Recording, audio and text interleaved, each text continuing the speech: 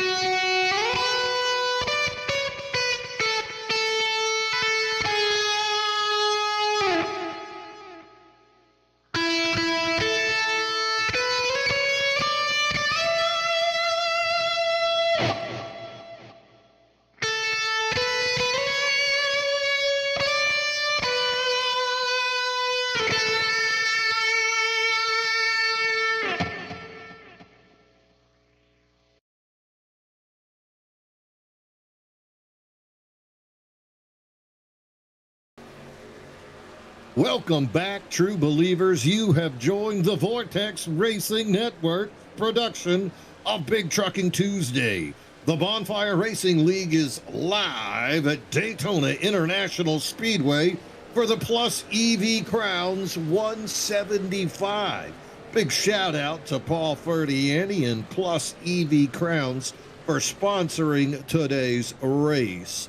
The winner, of course, will receive an awesome lid provided by EV Crowns. Big shout out also to Animal House Customs for providing the patch that you see right there for the Dennis Puckett Big Trucking Tuesday of the Bonfire Racing League. We're three wide in the booth tonight. Mean Gene Money, Zach Panzarella, Smoke and Joe on production. Boys, we've had an amazing season. We've seen some very large fields, but mainly we have just seen the biggest flex by any driver in my 3 years of broadcasting. Zach, 85-point lead for Vulpes with just 4 races left in the regular season. Yeah, pretty insane what Vulpes has been able to do so far this season. There it is right there. Really putting the hurt on the rest of the league right now. So far above that cut line to where he's eventually going to lock himself into the playoffs in the very near future. If not tonight, if he has yet another good run. And he's been a staple of both consistency and dominance, putting down some really good performances, but he's also been to victory lane a few times. 9 races, 2 wins, 9 top 10s, 7 top 5s. This guy just continuing to dominate. Last week at Bristol, we saw Joe Vulpes lead 92 laps, took the pole. Now, fastest driver on the track was the menace, Eric Gambrell, who had some spicy things to say afterwards about how he could have won that race. So maybe a budding rivalry right there between Gambrell and Vulpes down the road. Gambrell right now on the cut line of the top 12. Big movers, though, Last week, we saw David Owens jump up too. Remember, Owens is right on the cusp of missing races and not getting in. David needing to continue to show up. And when he shows up, he does great. David also with some amazing statistics, winning 3 races this year and having top 5s in 5 of his 6 contests. Other drivers up there, you can see just league dominant drivers: Kevin Kyle, Nick Mills, Jaron Valley, last year's round of 6 champion, the final 6, Zach Engel, there's David Brenner, Schofield, all names we're familiar with.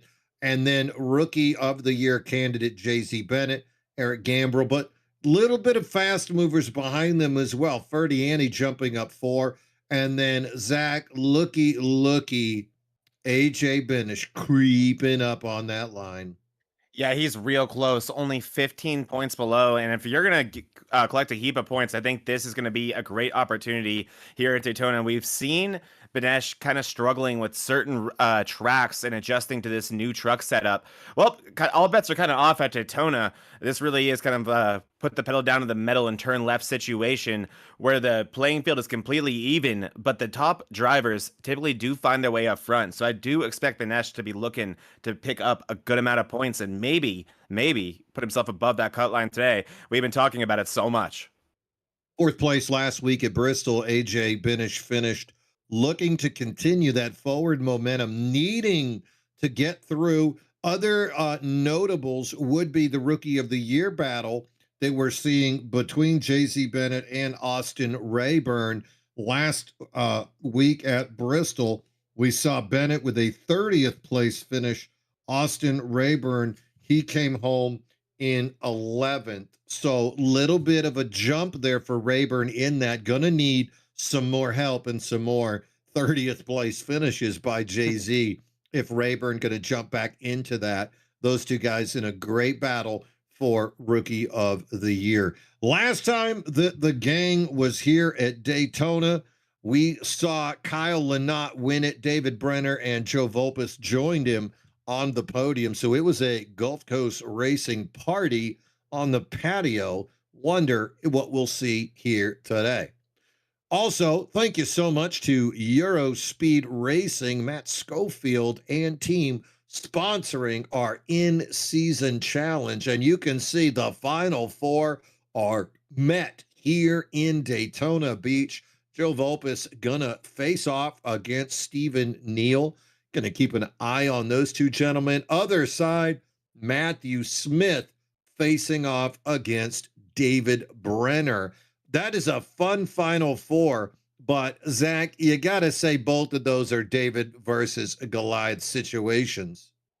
Yeah, a few of them do, but again, this track is going to equalize all of it. If you're going to see an upset, it's going to be here. And we, with no fast repairs available to these drivers, we could find out early. We'll have to see how these drivers want to prioritize this race. If they want to kind of hang out in the back and make this more of an attrition one and make sure that they're at the end with an opportunity, or if they want to run up front. Oftentimes that way the wrecks will be behind you. But that's going to be really interesting to follow today. Another bonus here in this league. And I really do like how before we get to the finals, we're going to settle this at Daytona. Now, also, Plus EV Crowns sponsoring today's race, the Plus EV Crown 175. But remember that Plus EV Paints is having a super speedway challenge of their own, sponsoring both the Daytona and Talladega. Remember, last year they gave away a free paint job. So the message here today, EV Crowns donating the official hats for our 2 sponsored super speedway races and the season championship. So Paul Ferdiani and Plus EV Crowns coming out with the free hat today and the free hat to the winner of Talladega. And then whoever wins that season championship, not only are they going to score an amazing KK Woodscapes trophy, they're also going to get a season 13 Dennis Puckett Big Truckin' Tuesday championship hat. Lots of merch going on. You got to love the sponsorship. You got to love the support that this league gives itself. You know that our founder, Dennis Puckett, has to be pleased to continue to see the growth of what he started 13 seasons ago. Sim and Destroy, a racing company factory driver, Nick Mills on the course right now. Nick, of course, part of the championship hunt. And Zach, I love this format to get here into the championship. No win and you're in. It's all about points. And if a bunch of people tie for 12th, they're going to all go. Yeah, and if there is ever a format that I think was a nice hybrid between the modern chase format that NASCAR is integrating this season and kind of the Winston Cup format with points at an absolute premium and so hard to get, it really is here on Tuesdays in the BTT. But the one exception where I think there's a little bit of lenience, if there was ever any, is that situation where those can tie. And I think oftentimes you'd think that's not even worth mentioning, but boy, we found out last year that it very much is, as we saw it, both the best of the rest and the playoffs, or the chase I should say, take on extra drivers. I believe it was 3 extra going on to the chase. So I think it's time to start paying attention to that, because we're seeing how close it is at the cut line. You can see them just getting closer and closer as they battle. And then, of course, playoff eliminations come in rounds of 2, not rounds of 3, making it even more competitive. No bonus points. All the playoff drivers will be equal once each round starts. So yeah, Joe Volpus got the 85-point lead right now. But once those final drivers are decided for championship time, all of them start back at 0. And we begin over for an amazing race. Big shout out to the production team. You can see up top on our qualifying tree the colors of designating competition between the final 4 of the in-speed tournament. Volpus versus the 97 there, Stephen Neal, and then Brenner versus that's Smith. A lot of words put together there. It was. I'm like, wait, isn't Stephen Neal the 45? What's going on here? But yeah, it puts Swingle in there too, it looks like. So it's like Swing the Kneeler. Oh, so it wasn't just No, you're just not going crazy. A seizure on my part. No, well, it was, but it also looks weird. Yeehaw. Let's make it happen. Tell you what, ready to get it down here at Daytona. We've had some good memories at Daytona.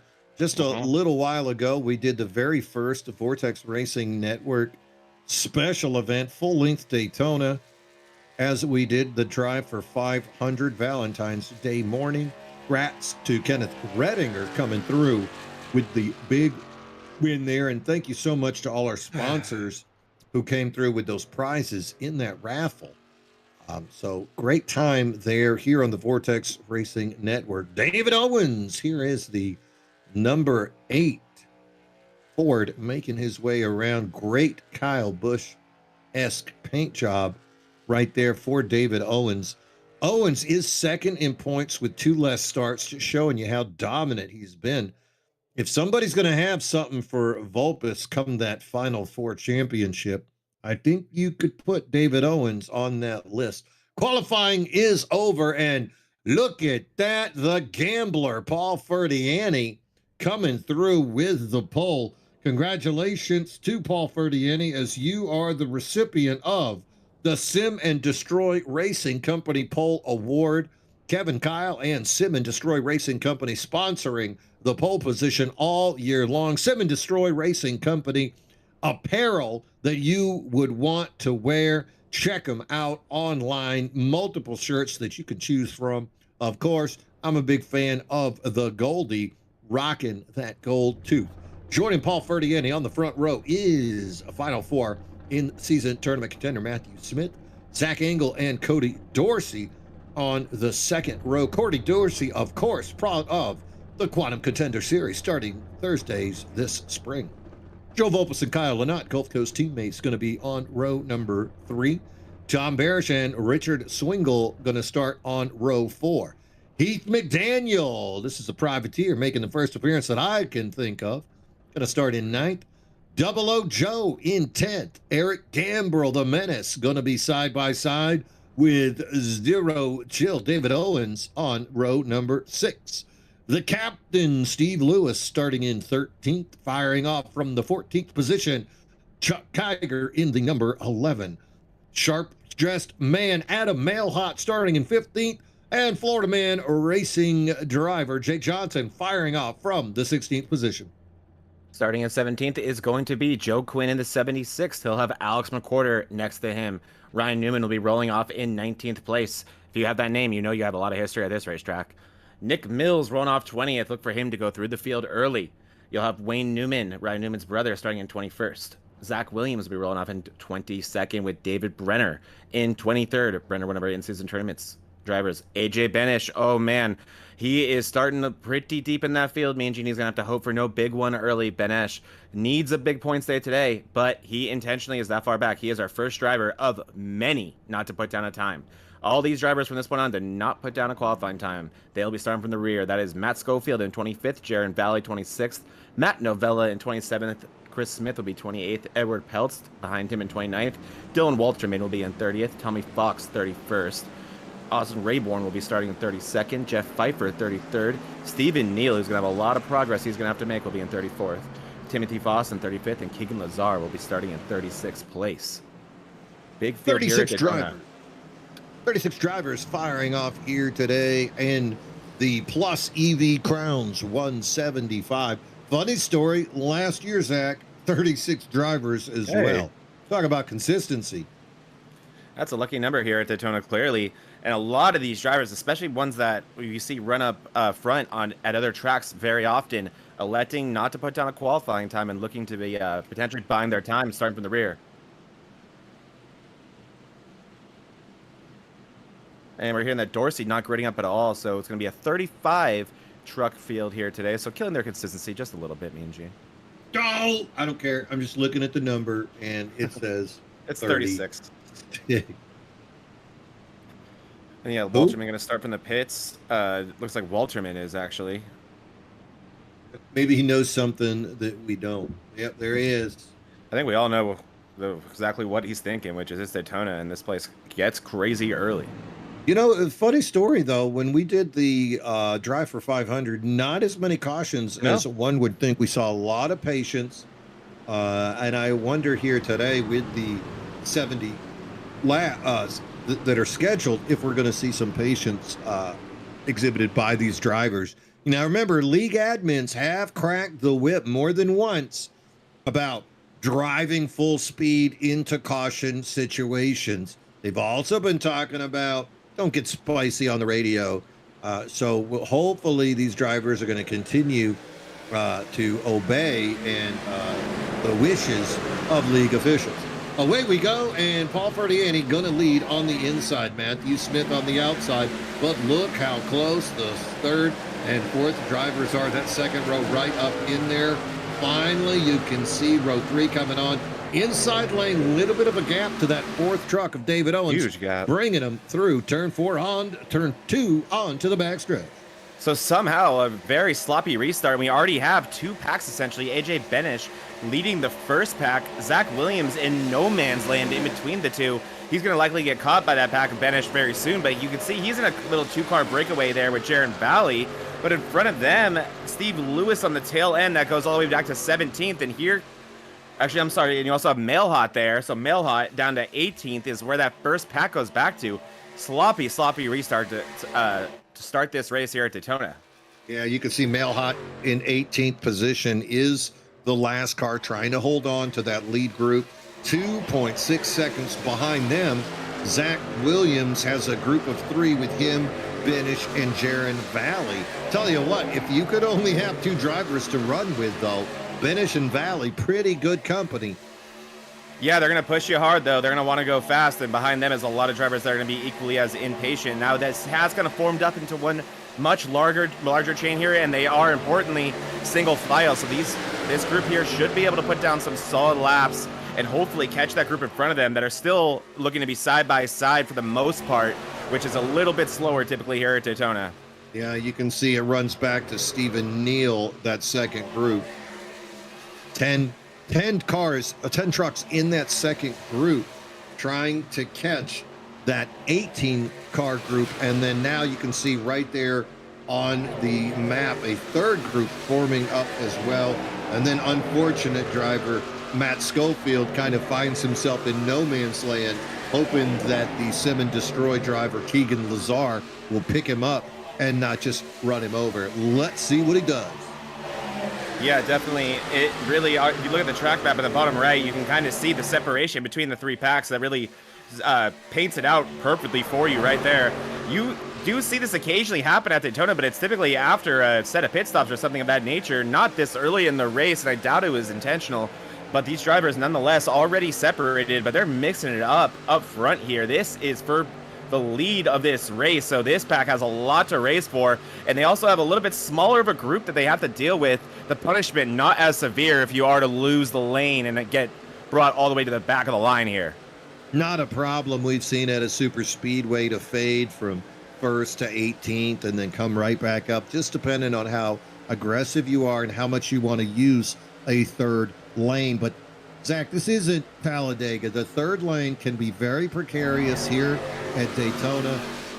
Saving fuel and driving slower, that's a thing we see more in live racing. iRacing, this thing is usually wide open until you get closer to the end. They can make about 25 laps here on a green flag run, and I'm not expecting too many to save. Of course, the Cup race, we saw that group of 10 save on that first stage. Not thinking these boys that have broken up into the second group or that third group are going to make that kind of move here today.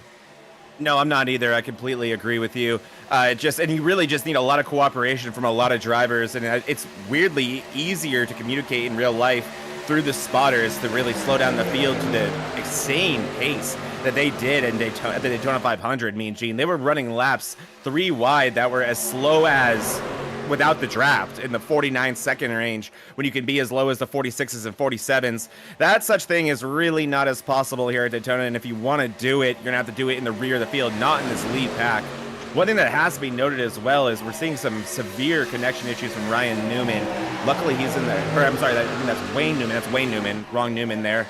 But he's in the rear of his line there on the outside of this lead pack. But if that keeps up, they may, or the game, I should say, may force him to the pits. Or, oh boy, if you see him get further up in this pack, not only does that break up the draft in those little moments where he disappears, but it makes drivers all kinds of nervous. Yeah, Wayne Newman, lot of experience behind that wheel.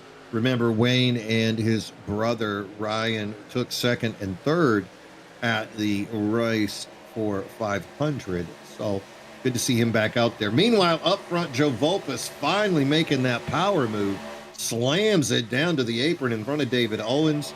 Now Volpus leading the inside lane, but outside lane, good speed. You can see the pushing going on from Zach Engel and Kyle Lynott, trying to get Matthew Smith back up to that front row. Remember, Smith battling David Brenner for the in-season tournament. Joe Volpus, of course, against Stephen Neal. Neal a little bit farther back, as is David Brenner. So Matthew Smith second, David Brenner back in 24th. We see Stephen Neal 27, Joe Volpus in first. 18 cars still on that lead group. Yeah, you saw Owens there had gotten that lead down to only 84 points that Volpus had, but he took that right back as Volpus leads the lap and gets that back up to 85. This is championship advantage right now for the regular season. Referring back to the track map that we see on the bottom right of our screen, the packs themselves do not appear to be getting further away from each other, nor are they really closing in on one another. Me and Gene staying very consistent in terms of their separation from each other. Not a necessarily good or bad thing there. I think those single file packs that are not in this lead pack, very concerned about going a lap down here, wanting to make sure they can at least match the pace of that lead pack. So far, so good for them, but nothing too meaningful in terms of really reeling them in yet.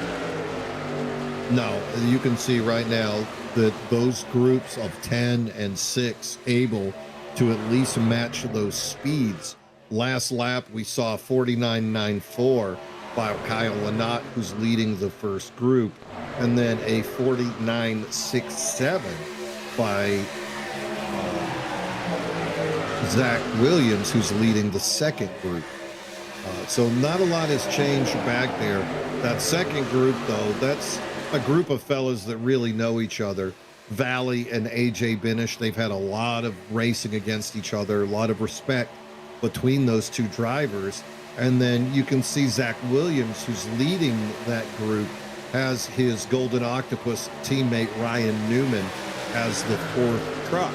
So a lot of knowledge and respect between these four. Chris Smith, David Brenner, all these guys doing their best. Don't think we're going to see that second group doing any racing. I think they are just trying to make up for that bad start that broke us off. Kyle Lynott into the grass. Oh, that's no good. Oh, it looks like he's collected Swingle, I believe. Wow. No caution is out. Swingle re-entering the track with severe damage on his driver's side, missing the driver's side fender. And then Kyle Lynott, definitely more damage in terms of track position, but the truck, from what I can see, appears a little bit more healthy, but does not appear to be driving well.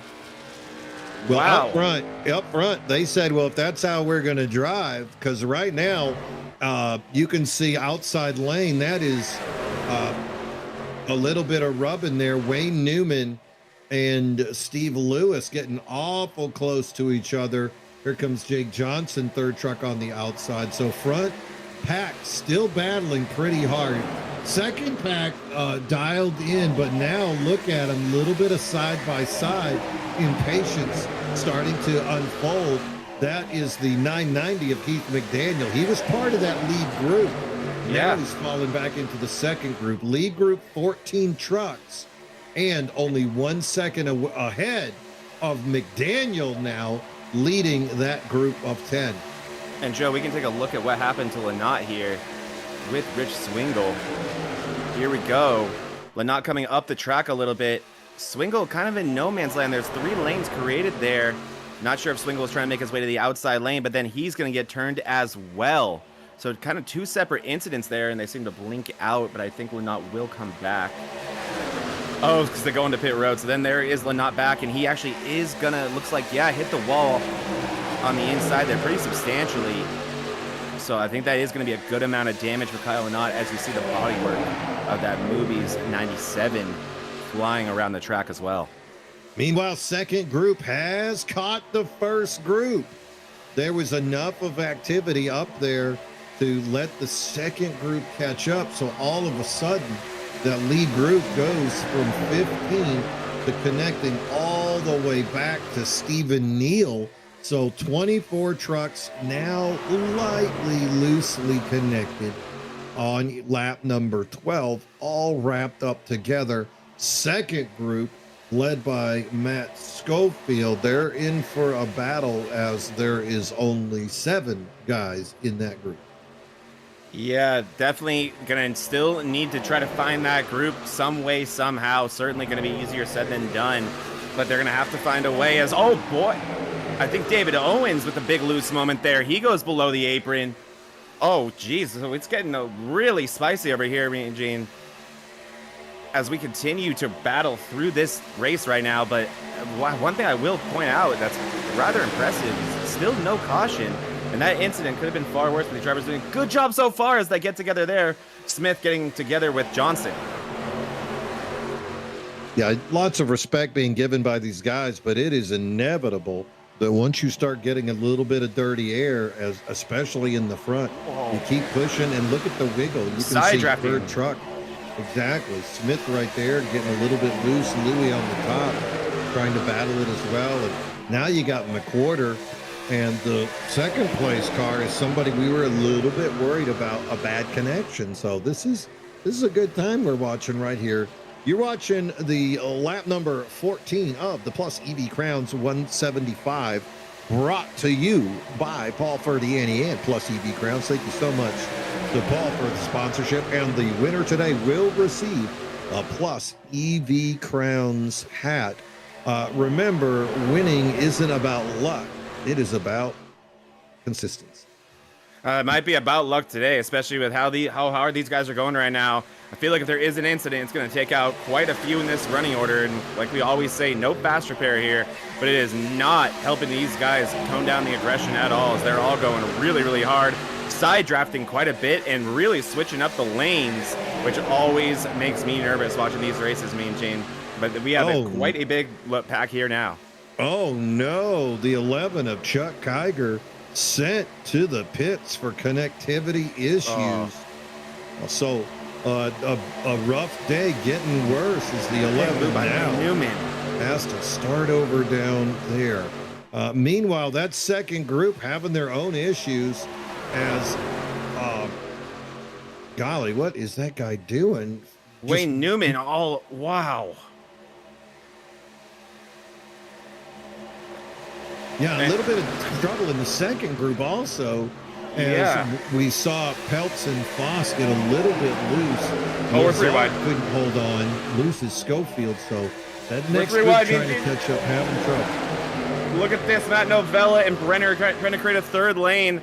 This normally doesn't last long here at Daytona when you see these 3 wide situations create themselves. But here we go. We officially have 3 lanes. Novella wanting to go. A lot of communication over the radio right now. Me and Gene, these drivers trying to negotiate these lanes, trying to figure out where everyone wants to go. A lot of lack of commitment in that middle lane. Yeah, well, it's curious where the middle is and where the outside is, because the middle lane has 5, 4.5, now 2 trucks. Up front, you can see Wayne Newman leading on the apron. Steve Lewis next to him. Jake Johnson, little bit of swerving, trying to hold on to the middle. You can see him going off. There it is. He touches into Novella, down into Nick Mills. Everybody's still rolling. Nick gives an extra shove to the 32 of Jake Johnson, says, this ain't Florida, baby. And yeah, there we go. These guys with what could have been yet another absolutely massive incident. Nobody happy with one another. Jake Johnson getting a little bit of damage there. Matt Novella appearing to have some damage. A lot of these trucks that were in that that front row have now been ejected out of it further back in this field, and it's definitely shrunk down that front field, or I should say front group, which now only consists of 5 trucks. Yeah, you can see top 5 right there pulling away. And now, watch out, buddy. They're getting a little bit rough with each other. Oh, this is going to be bad. McWhorter way below the track, way off the racing surface. He's going to have to re-enter. And wow, it looks like he's going to stay down there, actually, is McWhorter. Oh, you know what would have happened if he'd have gone back up on the apron right there? Yeah, you just pretty much get immediately loose, upsets the truck. But now he pulls back on, way off the pace with this big group. Catching up to him fast, he's going to likely be able to cling on to the back of this group. But McWhorter goes all the way from second place to the mid-30s, and he just goes, the late 20s, and he's over the radio just now, says, Wayne, I don't know if you didn't see me, but I was down there. Yeah, really unfortunate. I don't think McWhorter's going to keep up. Good job by McWhorter not jumping back up on the track. That's 31-degree banking. And if you think you're going to magically jump up in the middle of that man, you're in for a disaster. Meanwhile, Jake Johnson also below the apron, having a little bit of difficulty. Up front, great racing. You can see Newman and Lewis side by side. Matthew Smith, Joe Vulpes on that second row. Third row, playoff contender. Look at that. Smith and Brenner, they cannot figure out who's going to advance in this Euro Speed in season tournament. This group behind them is catching this lead group in a hurry, and the pushes are ultra aggressive.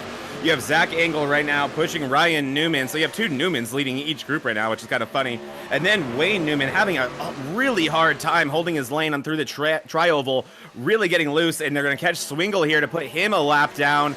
And it looks like Wayne Newman has been kind of filtered a little bit further back in that group. New leader, the 88, the captain of Steve Lewis, being pushed by Joseph Vulpes as this group gets back to single file, trying to escape from the trenches of this big second group, catching them in a hurry. And if they do, Mean Gene, that is going to be spicy. 8 trucks now in that lead group. Lewis leading it back to the 89 of Zach Williams. Second group only 2.3 seconds behind, of course, being led by Ryan Newman. Now, You can see that lap truck of Swingle going to go high. Maybe the 97 can catch on. Very difficult to do from the top lane, though, as you see him get eaten up. And 3 wide for just a moment with Adam Mailhot above them. Lots of trucks, though, in that second group, wondering if they will be able to go single file and start to close the gap up on that group of 8. Still Lewis leading, Vulpes behind him, Brenner, Newman looking good, Matthew Smith, and now Jaron Valley thinks about going around the outside, but he's going to lose that spot to Novell and Zach Williams. Not sure if Valley is injured or just wanting to be the caboose of this 8-man train. Yeah, interesting right there from Valley. Maybe just wanting to let this play out a little bit. We're getting really close to green flag pit stops, about 4 laps now. We're on lap 21 right now. As you're starting to see a lot of the cars try to make their way to the bottom. That second lane is actually 3 right now between between Mailhot, Smith, and Owens. So that right there, you can see not helping them catch the lead group, but they're actually consistently just a little bit slower than that lead group right now. They're able to just maintain that lead, which would be excellent for green flag pit stops to maintain control of this race. So far, so good here at Daytona. We've had a few incidents, but they've been able to keep this race under the cover of green flag. And these drivers in the second group starting to complain on the radio, me and Gene, about how they are not catching the lead group in disbelief. Now, look at that third group. They're 3 wide right now. That's Chris Smith, Adam Mailhot, David Owens. They're not doing any favors for anybody. Behind them, you can see Heath McDaniel. Here comes Gambrill. Who does Gambrill choose? He chooses David Owens to take it up around that high side. Hopefully, they can finally get some kind of single file effort. There it is. They do pull Mailhot just a bit, who gets by Smith. Now it's settled. Owens, Gambrill, Mailhot, Smith, and now they can try to focus on that group of 6 in front of them. 1.2 seconds back is David Owens from the 47 of Angle in that second group. Gambrill is furious with Mailhot right now on the radio, not understanding why he is side drafting him, not understanding why they're side by side, telling him, like, we need to get single file. This doesn't make any sense to me.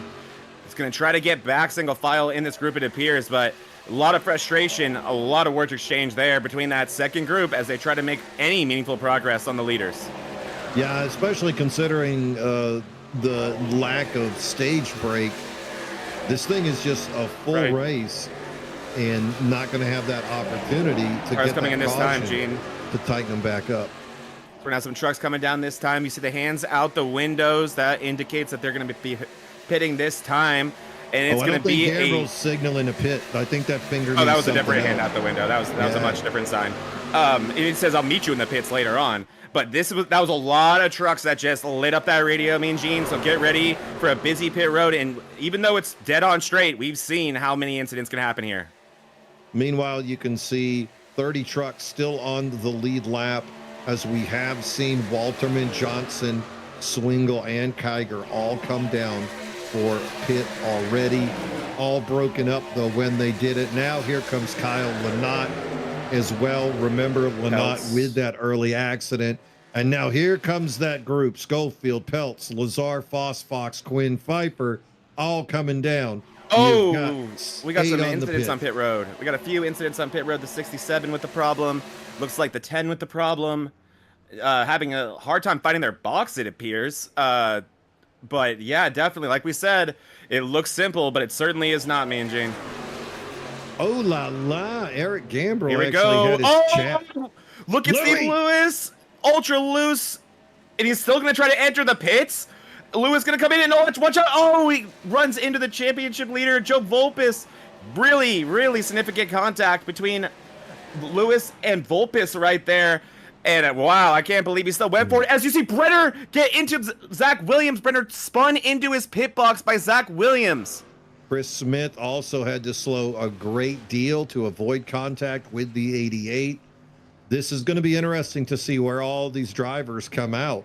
It's going to break up this group. Yeah, that group going to get all broken up, and maybe that second group is going to get just a little bit larger Lots of guys rolling. Meanwhile, out on the track, Tom Barish, now your leader.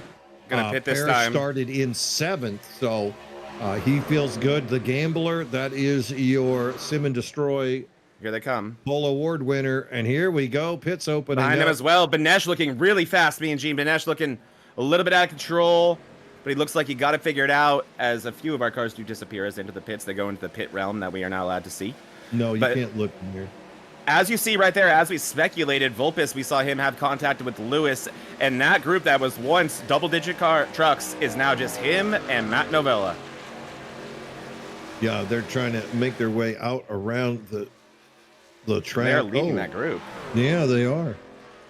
Very interesting. I mean, a lot of incidents on the pits, and also you're going to see a lot of drivers with different priorities, and you don't always have the time or want to tell them what your agenda is, right? If you're whether or not you're going to take tires at all, how much fuel you want to put in the truck, a lot of different sets of priorities between these drivers, and that always isn't communicated well, and oftentimes you can see these big separations start to form. Joe Vulpes is going to come around, take the lead back, getting that push from the 56 of Novella. Rejoin. Behind them, you can see rejoining on the track. Look at this. But gonna zip ahead of them is gonna be the Sim and Destroy factory driver of Valley. Look at Lewis. Lewis as a Death Wish. Yeah, we should change the sponsor to Death Wish Coffee, me and Gene. Look at Louis coming around Gambrel. Didn't want a piece of that. Gets back in line. And now the apron getting much more attractive as they make their way around the 11 of Kiger. Kiger, though, up to speed. Remember, he blinked out. He's not damaged. So that 11 should be able to run with this group pretty easily. Here we go. Group. Smith gets pushed out to the outside. Going to continue that run with the help of Wayne Newman. Inside lane abandoned. Jaron Valley falling in with his teammate Nick Mills. And that leaves Eddie Pelt making way by himself. I do think this is eventually going to be the lead of the race. Mean Gene, this whole big group right here is quickly catching Matt Novella and Joseph Vulpes, who are about 3 seconds ahead of them on the road. There they are, doing all they can to maintain their speed and have a chance against this group once they get to them. But this is a group of more than 10 trucks here that are creating big runs, and they seem to be cooperating right now, all in a single file line, catching those leaders. So I think Matthew Smith wanting to make an aggressive move there, put himself in position to take the lead when they catch him. Yeah, 0.3 of a second faster was that second group last time. And dealing with this lap driver right here, not going to help Vulpes and Novella, as suddenly they're just praying that they can get a little bit extra speed out of the lap. Whoa. The lap truck of Timothy Foss here. Meanwhile, you're right, that second group, they are coming like a freight train. And once again, though, they're having a hard time working together. Second lane form being led by Steve Lewis with Eric Gambrel and David Owens, and that was a coordinated effort over the radio where they wanted to make this happen. And it was a quick one as here we go. Oh! Gambrel! The outside wall. Gambrel on the inside. Big contact, and that's why, Mean Gene. Those FAFO, boys all right? in Discord with each other, too. Oh, my goodness. Oh, my goodness. Brown pants moment right there. God, he's not done. Oh, it's not over. What? Wow. The good captain righting the ship. Gets back. So, wow, all those boys are in Discord, too. You see Gambrel and Louis kind of get into it. Then Gambrel comes down the track right into David Owens. Owens second in points with limited starts. Has been one of the fastest guys. He and Vulpes just a step ahead. Got the replay for you guys. Owens not needing that foolishness of which he was no part, but he's picked up. Let's check her out. Gambrel pushing pretty hard through the corner here, Mean Gene. That is a sketchy place to be pushing. You see Lewis already essentially out of control here. He goes a little bit to the inside. Gambrel already to his outside, and this is a story as old as time. Look at Owens is like, nope, nope. Up. Bye. He says, that is going to be a good amount of damage for David Owens. Keep your eye on the 46 of Gambrel. He actually who's that, Walterman in that blue and pink thing? Correct. Yes, the blue and pink thing. Very nice of you.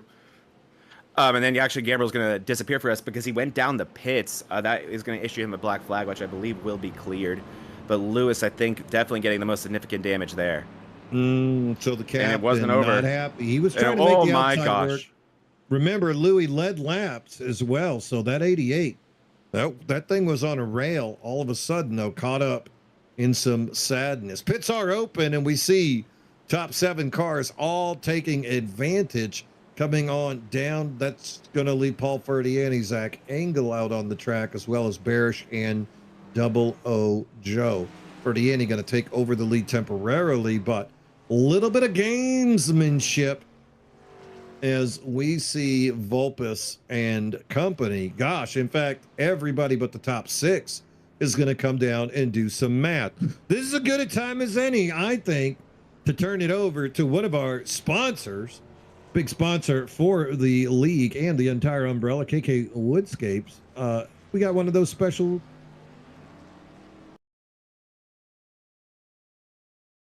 wood.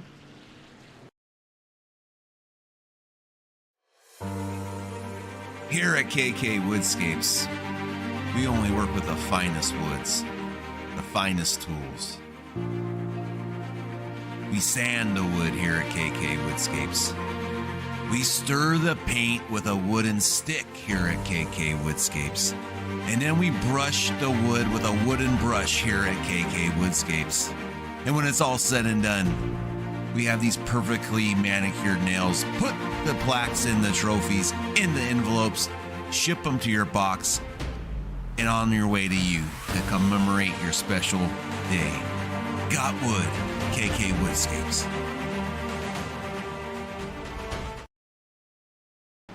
Welcome back. Thank you to Kevin Kyle, KK Woodscapes, and Sim and Destroy Racing Company. A couple of great endeavors by Kevin Kyle sponsoring merch and trophy needs across the Vortex Racing Network umbrella. So, update from the pits, Zach. Sounds like it was just a lot of hammering and duct taping going on down there. No real fuel advantage, right?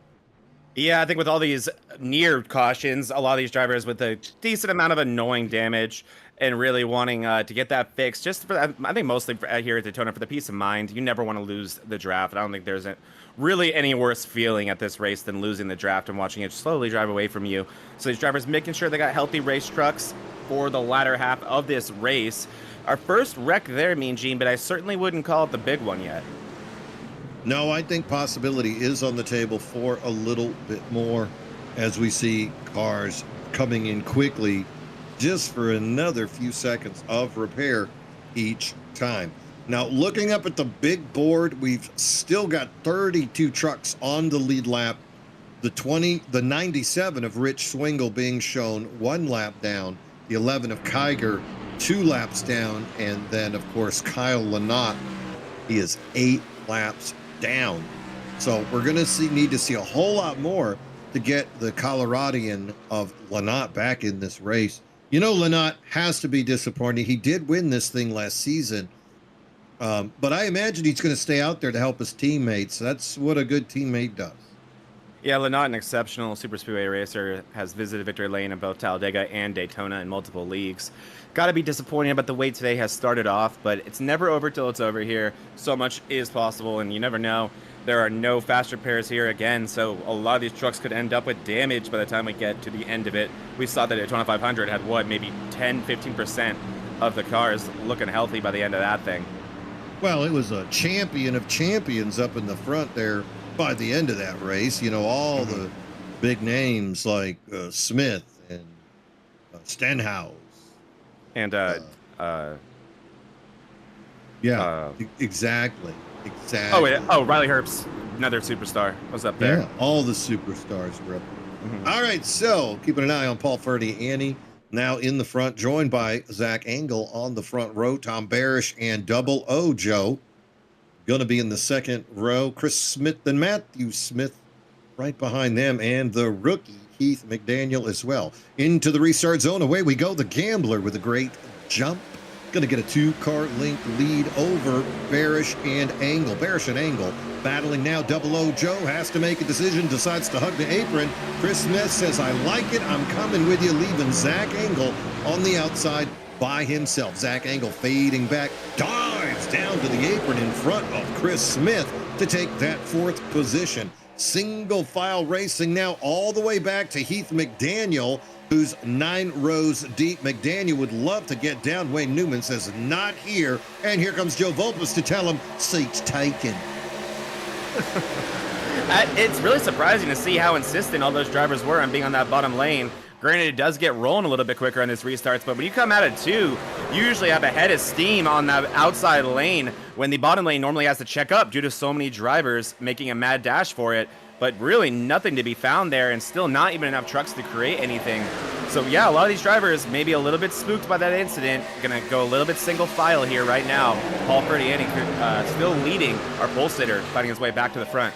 And you know what? Now's as good a time as any to check out the field and look at some guys we haven't talked about. Look at Jeff Pfeiffer and Tommy Fox. They're running in 11th and 12th right now. Couple of good buddies finding the way together, drafting and making their way up into that lead group. That's Pfeiffer right there in that Harley Davidson number 85 Ford, and Tommy Fox behind him in the Miller Highlight number 57 Ford. Miller Highlight, the champagne of beers. Yes, it is. And then speaking of drivers, we got a big, huge wreck in the back of the field. Don't do it. Oh my! We are under caution. There was a truck end over end, side over side. It was Nick Mills. No. Oh, wow, Mean Gene. Okay. I got this one for you, Joe. He's still rolling. He's rolling. It's fine. That is miraculous that he's rolling.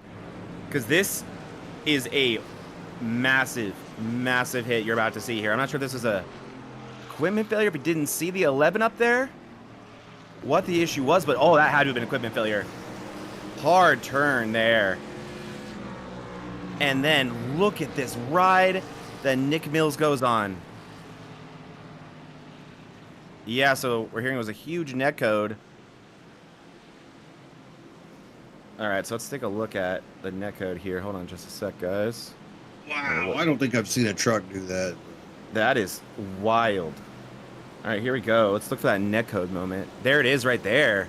So far away, and that's where you see the 11 blink out entirely, and then buckle up Nick Mills. You're going for the ride of a lifetime. Yeah, I bet that was some type of connectivity issue, because remember, Nick Mills was up to speed, and then you saw how they were fading away from that lead group for whatever reason. Yeah, so something was definitely going on with that group.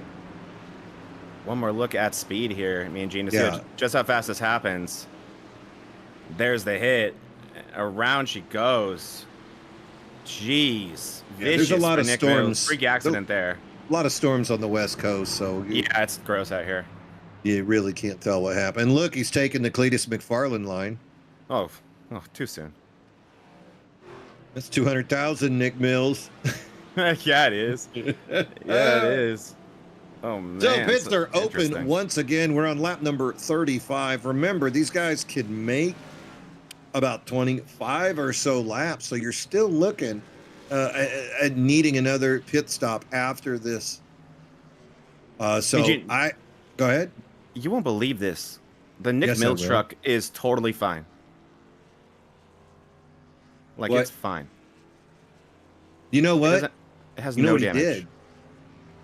I think what happened was Nick he put his feet firmly on the floorboard and he put his hands on the top of the hood and just used his strength. That's that's grown man strength to keep his truck in the integrity of the truck. That's Sim and Destroy Racing right there, gentlemen in every lift. That's what Kevin's been teaching them, I think, more than anything. Grown man strength. They're gonna wreck. They're on Sim and Destroy. They're gonna wreck. So you might as well teach them how to. And wow, I mean, you could not have convinced me that truck wasn't going to be in multiple pieces. No, that's not going to happen. Sim and Destroy bringing us 4 drivers for this series here. Of course, championship contenders Jaron Valley, as well as Nick Mills, Kevin Kyle, and they are joined by the newcomer. Oh, it's going to come to me. Keegan Lazar, joined by newcomer Keegan Lazar, 4-man team, Sim and Destroy Racing Company. Apparel you will be proud to wear. 100% cotton t-shirts, large embroidery. Look at that. That's my favorite. That's the Goldie right there. You can see the gold tooth and the Gentleman Never Lift right there. And coming soon, I'm sure there's going to be some more apparel. They're talking about hats as well. And I think once Kevin sees the beautiful EV Plus EV Crowns hats that are coming out of Plus EV Crowns, maybe he'll be talking to them as well about getting some of that sweet headwear. Yes, he will. I would not be surprised if he was, Mean Gene.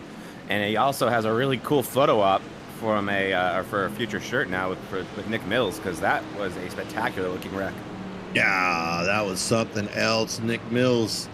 And it's fun because he didn't get hurt. It's always fun. He's going to have something to talk about, and he stays on the lead lap. With a very good looking truck. Yeah, that was very impressive. You would not know that thing took a trip halfway to the moon 10 minutes ago. Yeah. You know, sometimes netcode is brutal, and sometimes it's forgiving. Yeah, he wasn't the guy blinking.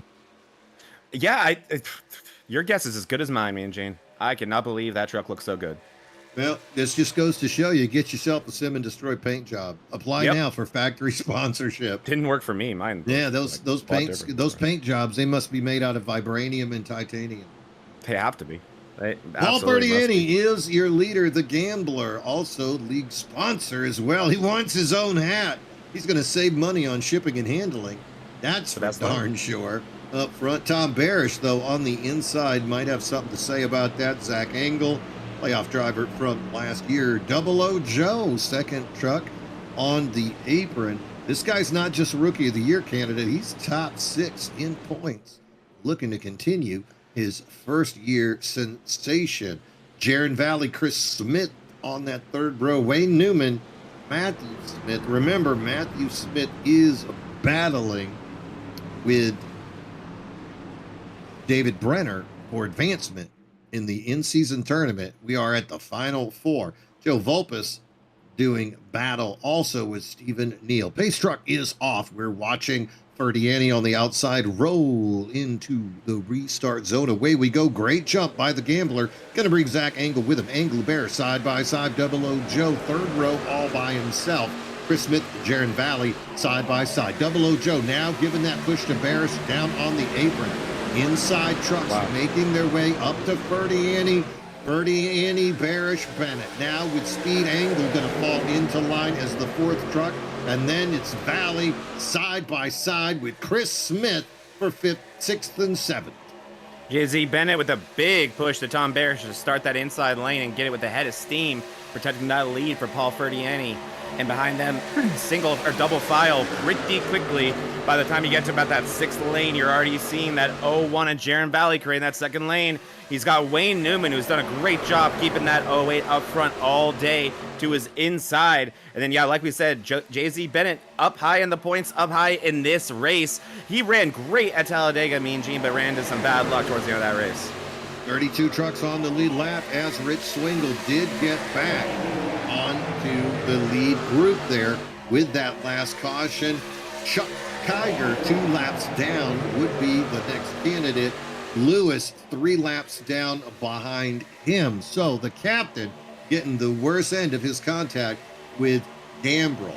Lynott multiple laps down, but you can see him with that second group making great progress, so no damage to the 988. Up front, Ferdiani getting some hard pushes from Barish. Does not want the rest of the group to catch up. Definitely does not want that outside lane with Valley, Volpus, and Ryan Newman to catch up either. But look at Valley. This is a veteran driver. He knows when to side draft, and then he knows when to go high to get that clean air to make the advancement. Gonna take it in the middle. Good push there. Look how close you've got Joe Volpus into him, as well as Newman, who finished on the podium. Outside lane 5 deep. They're bringing it, Zach. And that last lap means... Boy, yeah, he does. A little bit too... Doesn't want that smoke right now. But the pace is very, very much up, Mean Gene. That last lap there was the fastest lap for about 90% of the field.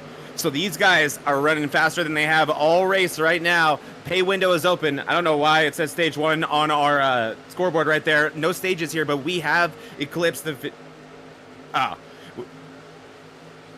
the end of the... But we have, eclipsed the end... Or, I'm sorry, the halfway point of this race. So then these guys starting to feel that urgency. The time to hang out in the back and bite your time, I believe, is over. You want to get that running position and make sure you're there in the end. Look up top. You still got Valley and Vulpes. And then Ryan Newman, he's like a girlfriend that knows they made a mistake. He's come back to the outside lane. Bring me with you to the front. Bring me with you. You're gonna we were on a break. Yeah, you got to ride in the back seat now. Yeah, he does. He might be in the doghouse for a couple laps, but it'll be worth it to make those friends back. And Jaron Valley starting to slowly push up that outside lane. Is it enough to convince Zach Engel to join the party? I think he may have came too late. Does Jay-Z Bennett want to? No, it looks like he's going to stay committed to that inside lane right now. That is my favorite place to be in the case of a wreck, Mean Gene. Very difficult. Inside lane, at least you could pull the parachute, go below the apron. Outside lane, all that's there is the wall. Top 3 in that outside lane, still Valley, Vulpes, and Ryan Newman. Here comes Matt Schofield and Alex McWhorter, 5th truck outside lane.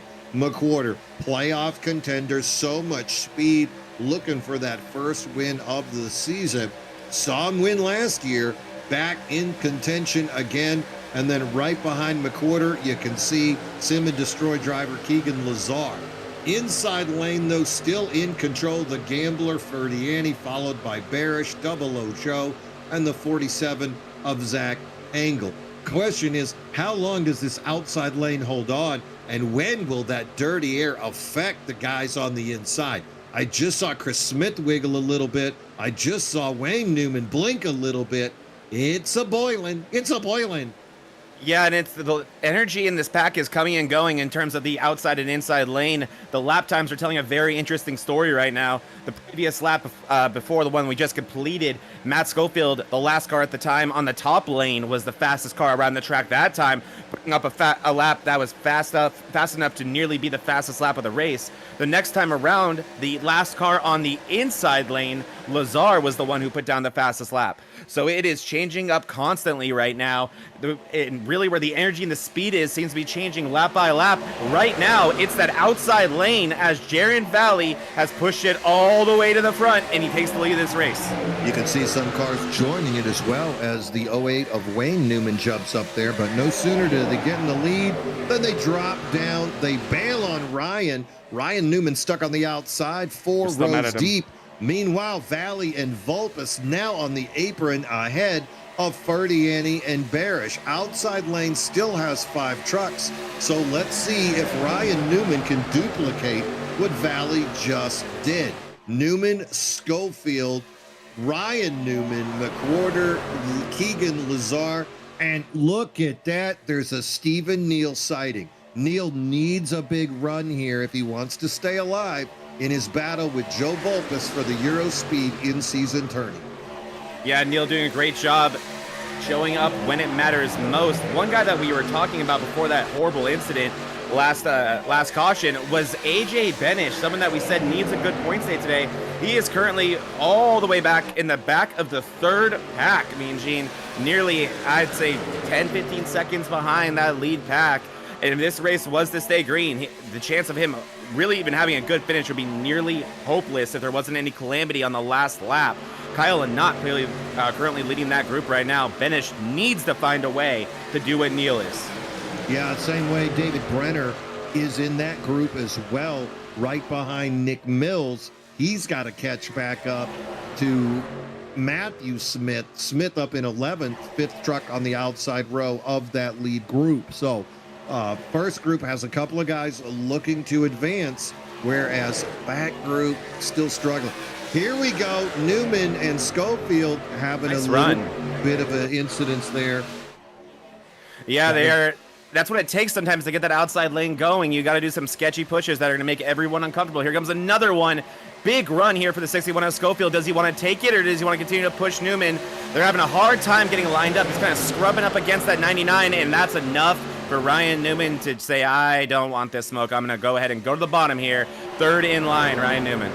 Ryan Newman was on the outside with Valley and Vulpes when they came around the outside, just taking up the position that he probably thought he should be in anyway. 19 trucks in this lead group.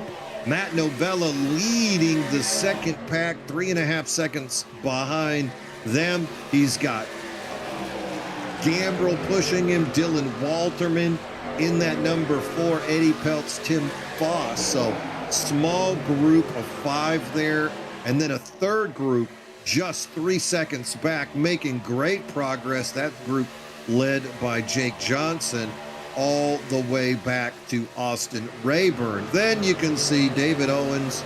He's got his own little pack with Steve Lewis and Rich Swingle. Owens just trying to hold on. He's still on the lead lap. He's doing good. He's doing what he has to. He's still got, what is it?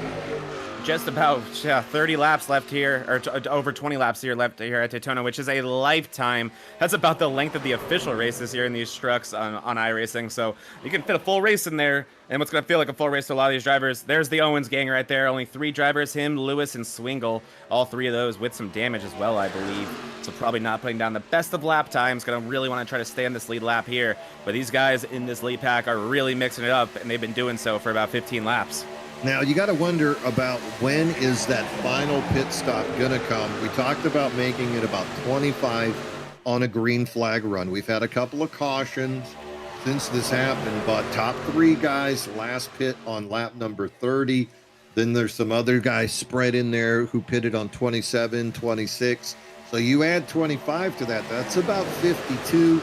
Take into consideration the Damn, look at you go. Cautions. That's probably another 6 laps or so. So you're looking at about 58. So within the next 8 laps, we're going to see people making that decision. And you don't want to pit alone, so they'll probably bring some friends with them. Whoa. Since that pay window will open here. I think it's open now. Let's take Ryan it down Newman. to Smokin' Joe. We ain't talked to him for a minute. Smokin' Joe, are you there? Are people talking about pit stops? What's happening down in the pit? Yeah, we'll see pit stops coming up here in a couple of laps, more than likely, as these guys are going to most likely run it dry here to ensure that they have enough fuel for green wire checkers. We got contact. with Ferdiani. Schofield and Ferdiani together. Down the pits is Ferdiani. Schofield spinning across the grass, taking a what me and Gene likes to call the Carson, or not the Carson Hocevar line, I'm sorry. Yeah, Cletus McFarlane. The Cletus McFarlane line. Hell yeah, brother. And it looks like we're actually, that does appear to be entirely off of the racing surface, Mean Gene, so we are going to stay green. Wow. Meanwhile, up front, action continues. You can see the leader, Jaron Valley. Vulpes pushing him. Ryan Newman on the outside. And here comes Stephen Neal. Neal now, second car on the outside. Vulpes driving his race, but he needs to be aware. Stephen Neal now there. This is great in-season tournament Here comes action Tommy Fox in the pits. between the 2 drivers. Fox and Pfeiffer going to bring it down in the pits.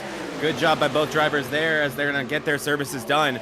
And we had to cut off Vulpes there due to that incident, but one thing that we didn't mention there, Mean Gene, is not only do you want to run this thing dry to make sure you have enough fuel to get to the end, but if you can run it closer and closer to the end of that race to where, like, I don't know, maybe there's 15 to go or something of that nature, that's less fuel you need to put in the truck, and that will save you those valuable milliseconds on pit road. Especially if, as in my opinion, as you should be thinking right now, no way if this thing stays green are you putting tires on this truck.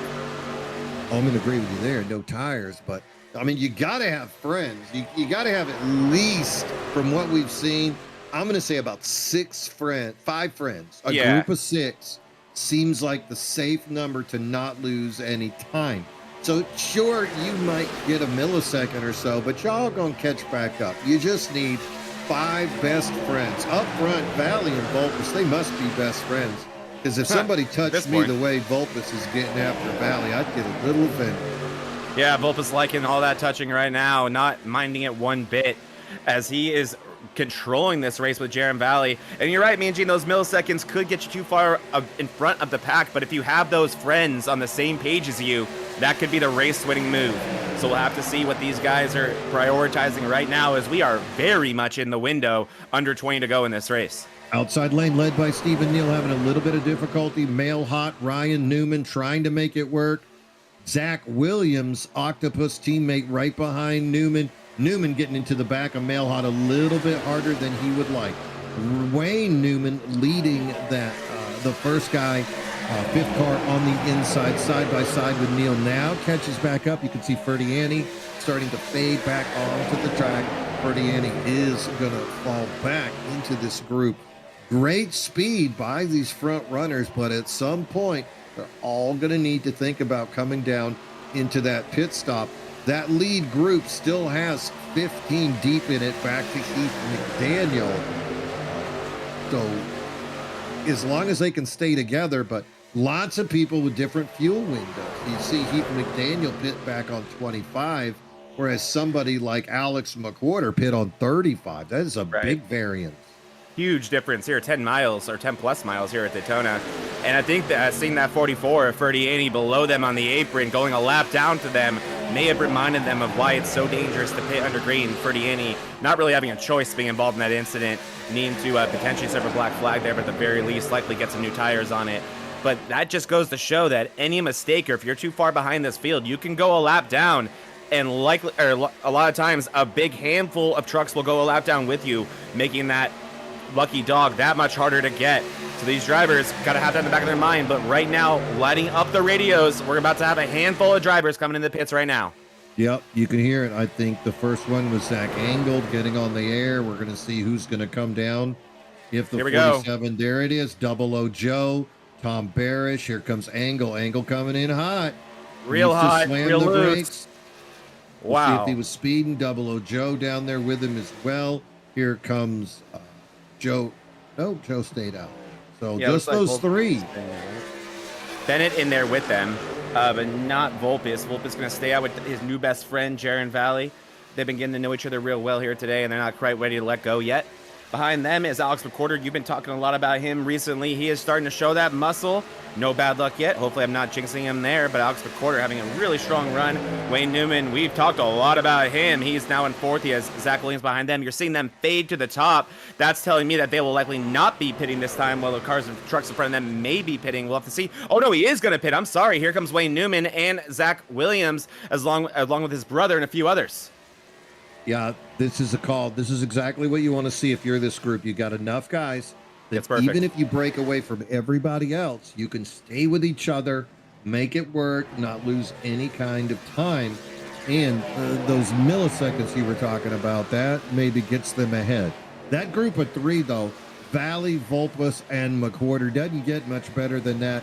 McWhorter 9th in points right now, much to the good of the 12-man Here cut comes Volpus. So you got to appreciate it. It is that third and fourth truck making it happen on the push. McWhorter doing a good job. They're going to go around Heath there. Heath, of course, this time. One of the rookies. And there it is, just like you said, said, a group Zach. of three. Three of them. Well, they got a little help behind him. Yep, they do. They do have some help behind them. So, and those drivers right there, that's the 10 and the 66, doing a wonderful job getting into the pits hard, a little bit harder than those in front of him. Banesh just, whoa, man, Manji not having the day he needs so far, but it's not over yet. Stephen Neal pitting very late, unless that's a penalty. I don't think so, but Neal very, very late and further back in the field than you'd anticipate. But now we get to see how these all blend together. Still on the track, though. Matt Novella, Eric Gambrill, Dylan Walterman, and Edward Peltz. You'd have to think these guys are going to bring it in this time around, pit back on lap 35. That lead group that came in of three, not getting it done coming out. Volpus with McWhorter staying tight. But you can see Jaron Valley fading just a little bit from those other two trucks. That is not going to help them as far as getting back up to speed. Matt Novella currently being shown as your leader. He's got Gambrill, Walterman, and Peltz all with him. But again, those guys last pit on 35. In fact, top 7 drivers last pit on 35. Expect to see them making something happen very soon. Novella now about to catch up to Heath McDaniel. Wonder if they'll pick him up. McDaniel did they're coming pit. in this time, Mangine. McDaniel did pit on 54. Time. Yeah, these Just boys. Yep, lighting up the radio. Here comes all four right here. Then after these guys get in, and we'll see if they do it safely. We'll see what packs have formed up the best. Gambrel with a little bit of front end damage still there. Here we go, coming into the pits. Walterman hot. Oh boy. Walterman gathers it up a little bit. Very loose entry. Oh man, almost gets in the front end of Novella. Scary moments there. Back on the track, it looks like Lynott gonna take the lead of this race, if I'm not mistaken. No, he's a lap down. I apologize. You're right, though. It looks like Nick, Nick Mills. Yeah. So I saw Mills, I was like, gotta be Lynott. But no, it's actually Nick Mills there pushing Lynott, but Lynott laps down. Mills is technically our leader, and that truck behind him of the 22 of David Brenner, he is on the lead lap, and he is in second place right now. And currently, we'll start to see the other trucks start to get scored here. I'm seeing David Owens has yet to pit, as has Swingle. All these trucks have yet to pit, from what I can see. Exactly. Yeah, you can see Nick Mills is in your lead, trying to pull the draft of Lynott. Now they're coming up on the Maxwell House car here of Quinn. Here we go. We're going to go inside. Mills Nick Mills and Lynott. Mills and Lynott. Yeah. You know, he definitely got him, Mean Gene. That was an incident. That was not a loose moment there. And I'll show it to you guys here if you want to take a look at it. Oh, he's still fiddling. Come on, Nick. What are you doing? Here we go. Coming into the pits here. We see Nick Mills on the middle there. Kyle Lynott on the inside. Brenner gets hard into Nick Mills. Sends him into Kyle Lynott. And Brenner has his Urkel moment. Did I do that? Not with Mills. Oh, and it gets Brenner too, Mean Gene. It gets Brenner too. Brenner sliding, and it looks like he's likely going to miss the box, right? Yeah, not what Brenner and Mills wanted to see. Nick Mills 4th in points. David Brenner 7th in points. Big playoff implications with the contact. Two drivers working together late in the race, get into each other. So you go from, hey, good buddy, let's get this done, to what the heck were you thinking? Yep, and that incident, even though it did seem to occur off the driving surface, I'm guessing it was Brenner that brought out the caution, kind of sliding up into the racing surface a little bit there. Oh, I apologize. No caution there. I thought I saw one. No, we are still green. I apologize. I thought I saw a caution. Here come David Owens and the captain, Steve Lewis, down into the pit. Going to go ahead and get a little bit of fuel. I think, as you said, Zach, a little late in the race to worry about tires. Oh, yeah. Just fuel her up and get it going. As we see now, Joe Vulpes has regained the lead. McWhorter behind him. Jaron Valley drove like a maniac to catch back up to these two guys. So, lead group of 3 having a big time. They're 3 seconds ahead of a Tom Barish-led group, but that Tom Barish-led group is on its way. Multiple cars in that group, but last lap equal 49.7 for Vulpes, 49.71 for Barish. So even though there is 7 cars in that group, didn't close up as much as I thought they would have. Yeah, I think they're going to need far more than that, or a real caution, not one that I made up in my head, to close up that gap here, Mean Gene, because that group of 3 right there looks very committed to one another, and they are just focused on driving away in the sunset, and they'll figure it out amongst themselves on the white flag lap. But until then, I think they're going to work together to try to keep their lead and stay in front of these groups. But that group behind them does have bigger numbers. We'll see if they're able to figure it out. But they are, looks like, about to catch a 4th member potentially in that first group. Could be. Meanwhile, there's a group of 7 behind them, and then another group of 7 immediately after that as well. Yeah, so very interesting to see. You got a Tom Barish-led group, and then you got a Tommy Fox-led group, and then, oh, poor Matthew Smith and AJ Benish just having their own little time of it back there, hoping to pick up that next group with Foss, Rayburn, and Czar. So 7 and 7 versus 3, but boy, those are some big 3. Schofield wanting to get on to the end of that. Going to be tough, though, coming from the outside. Yeah, it is for Schofield. He's going to really try to have to link on to that draft soon if he wants any hope of catching that group. But I do think that group of 3 would love to add a 4th truck to their train there, increase those speeds just that much more to ensure that they can stay. Look at the last lap again. Yeah, 49.64 for Vulpes, yeah. 49.71 for Barish. Somehow these three trucks between Vulpus's smooth line and McWhorter and Valley's consistent pushing. I mean, there is a tiny gap. Meanwhile, look at this group led by Barish, all spread out, and then they're 2 wide, 4 deep. Gambrel and Mailhot, they're back at it again. Can't make up their mind of who wants to push, who wants to lead, and who wants to side draft. Yeah, and that's really been to their detriment today. They've found themselves in that second pack so many times, it feels like, throughout this race, and it's really been the same pushing story. In the middle of the turn. Holy smokes. Yeah, didn't learn the first time. Gonna do it again. Gambrel out of patience right there. And then, oh man, you'd see how hard he's pushing as it shoots him up to the top of the track. And Jeff Pfeiffer in a wreck.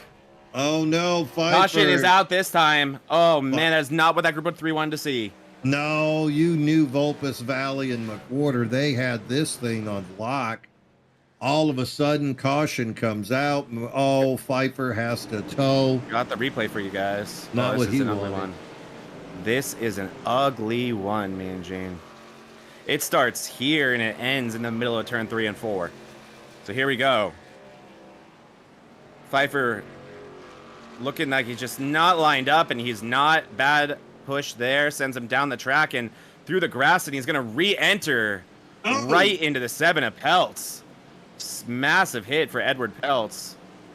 Not sure what Pfeiffer's No, quite Golden thinking Octopus veteran Eddie Peltz taking it. Oh, right in the left tire well. No fast repairs here in the Dennis Puckett Big Trucking Tuesday series. That might be end of day for Eddie Peltz and Jeff Pfeiffer. Ooh. We saw Alex McWhorter not re-enter the track when he was even with them on the inside of the track, and he still didn't think it was the right idea. I can't believe Pfeiffer decided to do that after taking a trip through the grass. Yeah, he was on for a ride, tried to come back on, didn't work out the way he wanted. Unfortunate. We are under caution here on lap number 64. You're watching the Plus EV Crowns 175 live on the Vortex Racing Network. 3 wide in the booth. Mean Gene Money, Zach Panzarella, Smokin' Joe, bringing you all the action. This is the 10th race of our 13-race regular season here at Daytona International Speedway. Next week, the boys are at Michigan, but we got a little bit more to figure out before we get that far. Big in-season tournament sponsored by Euro Speed Racing. You got Vulpus versus Neal. You got Smith versus Brenner. Brenner got to be thrilled that caution came out after having the incident with Nick Mills. So Brenner getting an opportunity to get a little bit more repair done. The group will be packed back up, and we'll see what that 22 has left in the tank. Battling, of course, the 96 of Matthew Smith. So Smith, as you can see, having a little bit rougher time. Brenner one lap down. Smith on the lead lap, currently shown in 16th. So something magical needs to happen for Gulf Coast driver David Brenner, or we're going to see Matthew Smith jump up into the championship. Meanwhile, not figured out yet. Stephen Neal in 25th, Joe Vulpus in the lead. Those two guys still got some battling to do. And I'll tell you, all it takes is a side draft gone wrong or a bad push, Zach, and that can flip it. And, yeah, you know, of all the drivers we've seen go from first to bad luck, you know, Vulpus's name's come up a few times. It has, but not this season. I was going to say, change is constant, but sometimes things stay the same. And this season, doesn't matter what type of track we're at, doesn't matter where we are, Joseph Vulpus has found a way to the front. He has won multiple races. He's in the top 5, what seems like always at the end of these things. And now approaching the latter stages of this race, Vulpus once again, 85-point advantage in his back pocket, leading this race, looking for yet another trip to victory lane. Yeah, and Vulpus had such a great super speedway streak going on for the longest time across multiple cars. So no, him being up here is part of that streak, and then the season he's had alone in these trucks also been something really special. We'll see if he can keep it up. We're on lap 67, only going to lap 70, so got 3 laps to go. Almost turns into a natural green-white checker, doesn't it? Yeah, it pretty much does. I'm not sure if this is going to be officially the first caution. I don't think it will. So this won't count against. So okay, we're getting confirmation for producer. This will not count against their 3 overtime allocation available to these drivers. So we'll see if they're able to figure it out here in regulation. As we get ready to go, green lights are off. The pace car will be green this time around. Joseph Volpes electing to take the outside, Mean Gene. He will be the control car. Going to get a push there from Barish. Meanwhile, McWhorter going to get Valley. So Gulf Coast controlling that front row. We'll see exactly what they're going to do. Other drivers of note, you can see Zach Engel and Double O Joe in the 3rd row. Adam Mailhot, Eric Gambrill, best friends, pals for life. For life, baby. For life in the next row. And then Wayne Newman and Matt Novella going to round out the top 10. Waiting to see Volpes on the outside, waiting for the pace car to go away. But boy, that pace car just having a big old time waving at his friends. Come on, Kurt Russell. Get it off the track. Come on, man. We invited you. We thought it'd be smoother than this. Well, you know what Jack Dalton says. Yep. All right, pace car out of the way. Joe Volpes on the outside. Going to get a good push from Tom Barish. McWhorter and Valley on the inside. Away we go. Great jump there by Volpes. Has no friends, but goes down to the apron in front of McWhorter. McWhorter, a little bit of a slow start. You can see Valley pushing him hard. And then here comes Zach Engel as well. Barish all by himself. Here comes Double O Joe to give him a little bit of help. Joe looks up high. Going to fall back into line behind Barish. Meanwhile, up front, Joe Volpes, McWhorter, Jaron Valley. These are the top 3 we saw run so fast. And now the 3 amigos are back together. Yep. 4th row, Engel and Barish. And then look at that outside form up. Oh, there goes Valley. Valley going to take it to the outside.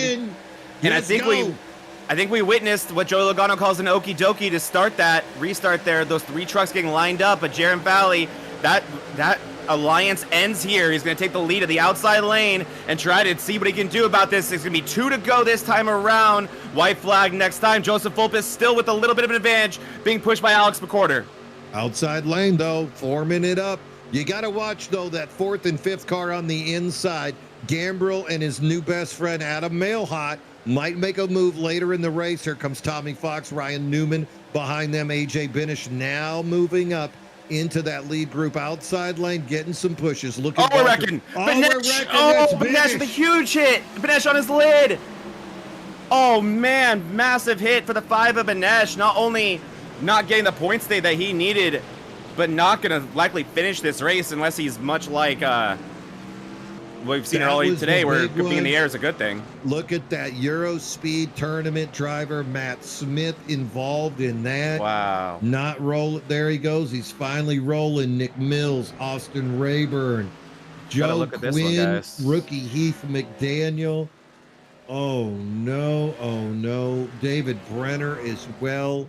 Here we go. We can that might have been the big one. I think it was. It was pretty massive, and it definitely happened in multiple places. So we see Benesh middle of the screen. Keep your eye behind him once this wreck starts, though. So here we go. I think it might start with T. Fox and Newman there. They are not lined up at all right in front of Benesh. We'll see if that creates a bad one. And then there's the 31 going to try to split the middle, and the group just isn't there. Gets into Benesh, so it is there where it starts, and this is going to send Benesh nearly into space. And again, keep your eye on the bottom of the screen here, guys, because you're going to see a few more people join this wreck, and I maybe need to extend my camera angle to show you guys. But there's Benesh up in the air. Going. Yeah, Benesh with a big, big hit. And actually, okay, I'm going to have to just find him. Check out what also behind them, Brenner and the 990 of Heath McDaniel involved in a separate incident while checking up. So Brenner with some pretty substantial big damage there as well. And that's going to cost him his lucky dog and an incident point penalty is what we're hearing from our producer. So, man, a bad situation gets terrible for the 22 of Brenner. So was that a Riley Herbst move there by Rayburn in the 31? You could call it that. You know, only Brad Keselowski was upset with it. Everybody else would have done it. I think Brad would have done it too, but you know, I whatever. would have done it. I 100% Yeah. would have done it. You got to go He for the did what he win, had to. man. I'm not here to Yeah. watch you win. I'm here to watch me win. He did what he had to. He got his teammate in position to win, and man, we saw what happens when you don't throw the block that I tried to throw. It's another damned if you do, damned if you don't situation. But Chase Elliott, right? Just a sitting duck, nothing he could do. Elects not to throw that block. I think we'll see something similar here in this overtime. Yeah, cannot wait. Under caution here. We are going to officially have our first green-white checker attempt. Remember, there is a max of 3 green-white checkers here in the Dennis Puckett Big Trucking Tuesday Series.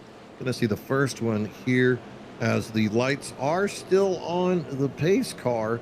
Right now, group being led by the Sim and Destroy Racing Company factory driver, Jaron Valley. Tom Barish with a great day, rookie Barish. This would really help him in those Rookie of the Year standings. But look who's in fourth, Double O Joe, who leads the Rookie of the Year candidacy. Joe Volpes has not faded far away. He's still in third.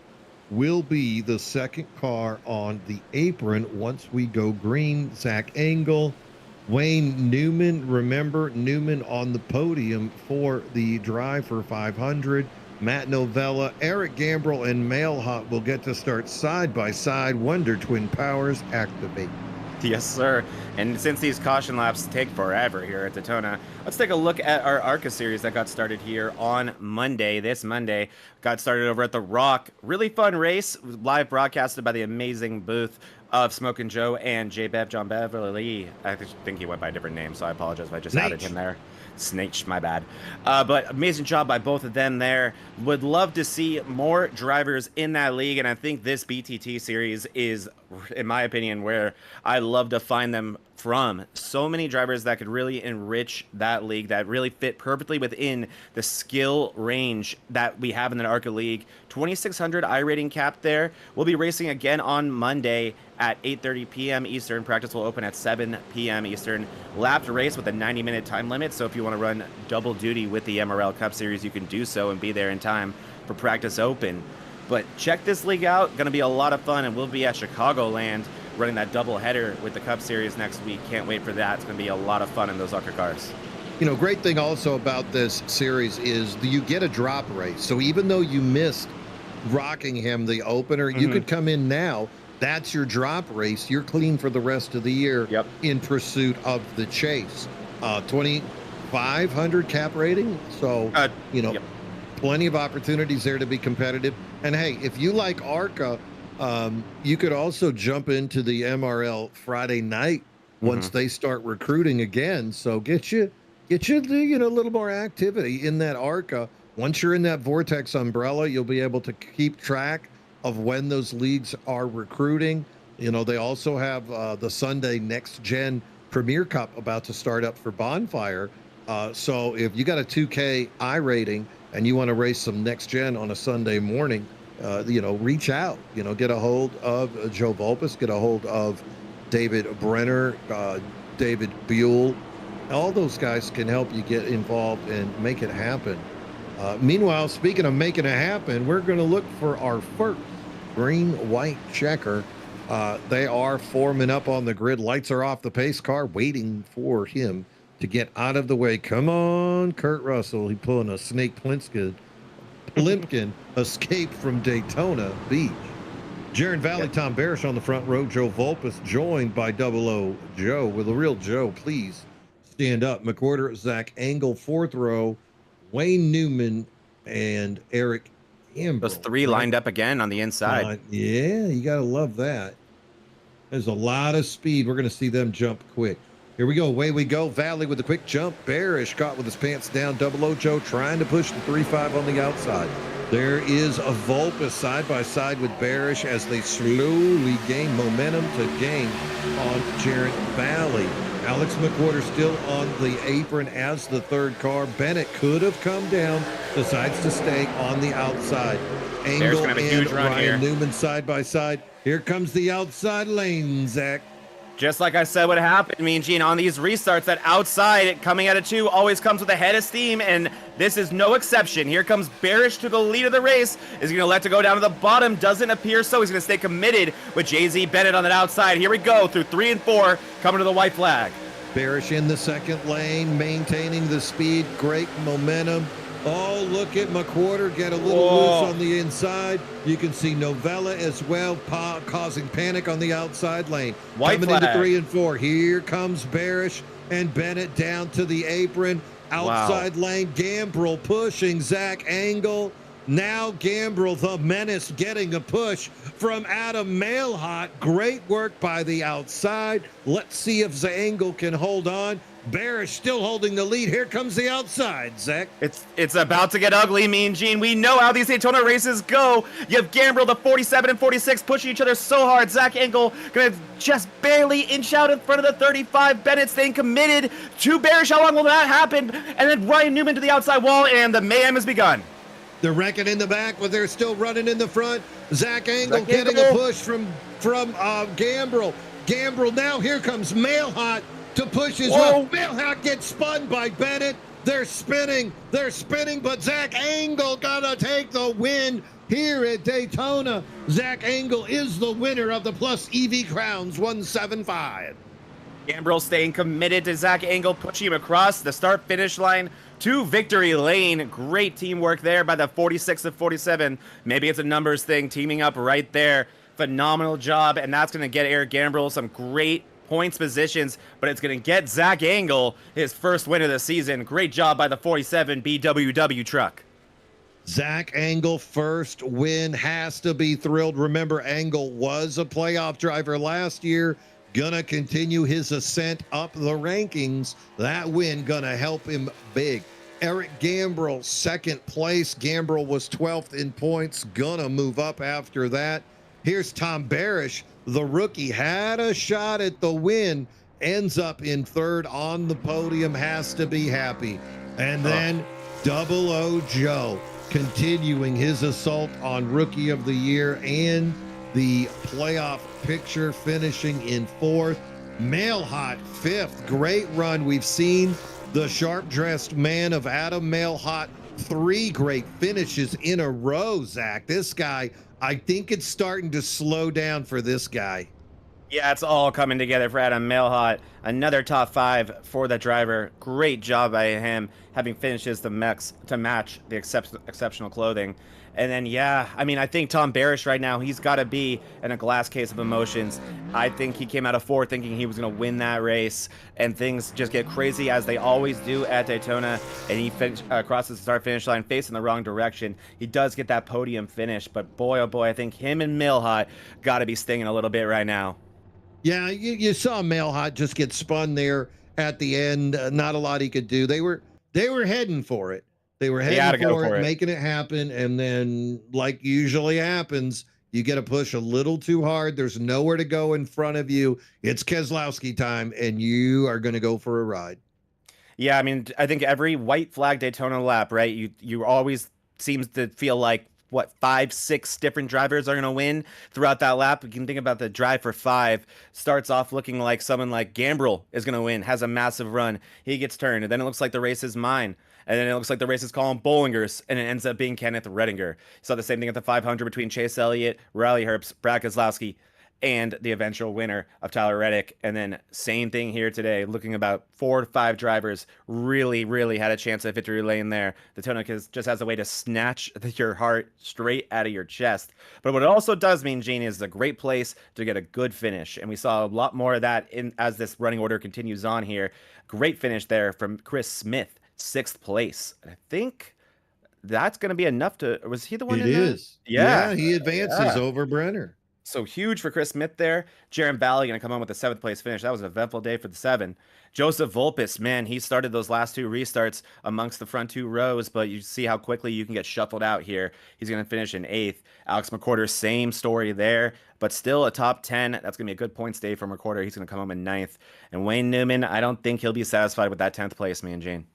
No, remember, he was on the podium in the drive for 500. You know, he and Ryan both had bigger aspirations, but still going to come home in 10th. That is a good finish. Tommy Fox, 11. Dylan Walterman. Been a few races since we saw Dylan out on the track. Welcome back. Going to come home in 12th. Zach Williams, Jake Johnson, Stephen Neal, 15th place. Not good enough today, as he will be eliminated by Joe Vulpes. And that will set up, of course, Vulpes versus Smith for that championship. Gonna be fun next week at Michigan. Heath McDaniel, 16th. David Owens, 17. Oh, man. Matthew Smith, 18th. Rich Swingle, 19th. Matt Novella going to round out your top 20. And oh, poor AJ. Yeah, and hearing a lot of these trucks that you just listed, pretty much Owens on back, I believe. Maybe McDaniel, if you look at those differentials in time and where they finished, those were the ones involved in that first wreck that we saw in the backstretch there through 1 and 2. But like you were saying, AJ Benish, we were saying so much about how, I mean, this isn't an easy place to get a good finish, but it certainly is an opportunity, one where the playing field is completely even. Benish not able to capitalize at all. Another sub 20 place finish for the defending champion. Not what he wants to see. Schofield, 22. Ryan Newman, 23. Tough break there. We saw. Yeah, really tough for Ryan running Newman. Up at the front for a while. Tim Foss going to bring it home on the lead lap, 24. Joe Quinn, 25, rounding. And then Nick Mills, 26. That's going to round off your lead lap drivers. Keegan Lazar and David Brenner, both a lap down. Brenner will be eliminated from the Eurospeed in-season tournament. With that finish. Steve Lewis, we saw him get into it early, rides out to 5 laps down. Paul Ferdiani, the gambler, he did win the Sim and Destroy Racing Company Pole Award, but the gambler ends up in 30th here today. Austin Rayburn, Jeff Pfeiffer, Eddie Peltz, Kyle Winnott, Chuck Keeger, and Cody Dorsey, who did a start and run to the Porta John, finishes 36. Yeah, I saw him come out, though, sweating. Yeah, so I mean, it's important business. Yeah, I mean, you don't want 5 guys that comes from the infield. I'm just saying. And look at that tight points battle up top, Mean Gene. That is just razor close between Vulpes and Engel. Yeah, he came in with an 85-point lead, and he's gonna leave with a 91-point. So you're saying lead. there's a chance? There's a chance. Funny story, too. Look at Zach Engel, second in points, but 9 starts. So got to be thrilled if you're Engel to be Great up job. there. David Owens does drop a spot. Valley up 1.